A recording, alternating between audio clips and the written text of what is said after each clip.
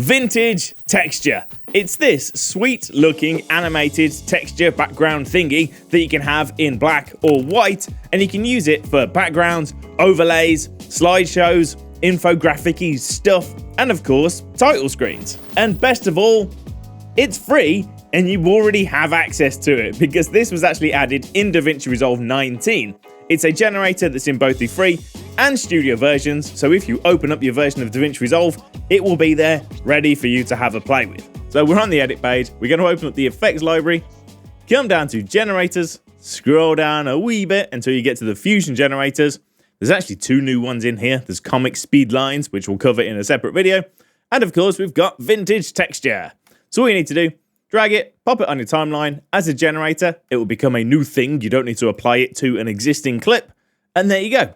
There is your animated vintage texture backgroundy thing. Now, I really like this. I think it's quite a cool addition. It's a popular kind of technique. It's a popular style you see people using a lot these days. So having a built-in generator is pretty neat. Now, this sort of thing is also quite easy to generate. So if you'd like more of these, let me know. Maybe I could make a video showing you how to do it, or I could even create a pack that you guys can download. So yeah, maybe we can figure something out along those lines. Anyway, it's also customizable.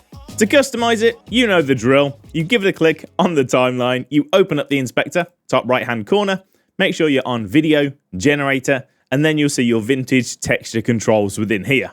If you don't see them, just click on the word vintage texture, so they pop up like so. If we hit play, you can see it sort of jumps around like so.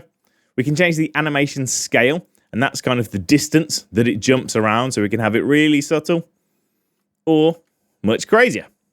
We've got the texture size, so we can zoom in or zoom out. I recommend that you don't play with this too much, because if you zoom out, you can start to see where the texture replicates, and if you zoom in, you do lose a little bit of the resolution, so it starts to look a bit janky. So I generally keep it as it is. You can change the angle. You can mirror it or flip it either horizontally or vertically, and you can change it from this dark texture to this light kind of paper texture instead. You've also got the flicker smoothness, so there's a little bit of flickering in the background. You can change how kind of smooth or janky you want that. And then you can also set the flicker minimum and flicker maximum. Minimum being the darkest point within the flicker, maximum adjusting the brightest point of the flickering. So mess with those three to get the flickering looking just as you like them. Now here's a quick tip. Obviously, by default, it only comes in dark texture or light texture, black or white. But if you want to add some color to it, you can. Really quickly, you just need to use another generator called the solid color. So we're back on the edit page. Now, once again, jump into the generators folder. Right near the top, there is a solid color. So give that a click and pop that on your timeline and lengthen it out if required. Give that solid color a click, open up the inspector, generator, there's a color box, and then you can simply change this to be whatever color you want it to be.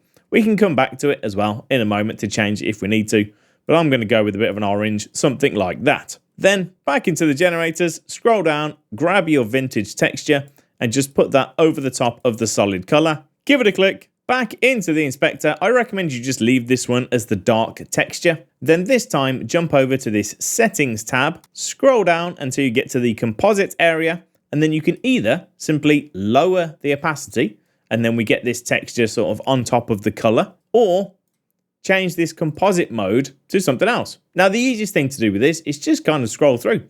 As you hover your mouse over each one, you can preview it to see how it's going to look. That difference looks pretty cool. Divides a bit meh. Exclusive, hard mix, hard light, that kind of work. So let's go with that. And then if we hit play, we've got this cool effect.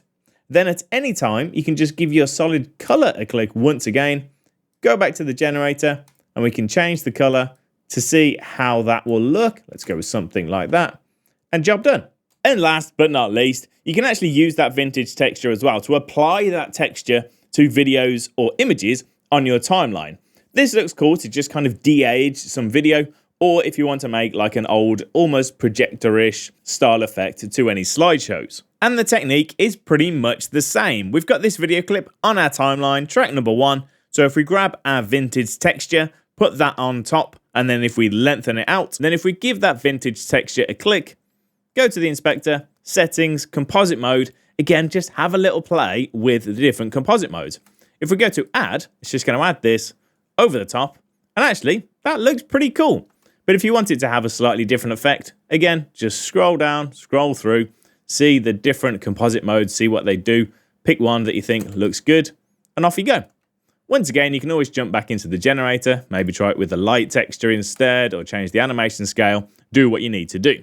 And last but not least, for a kind of a background or slideshows. So I've got some images on my timeline here, because we want to use it as the actual background.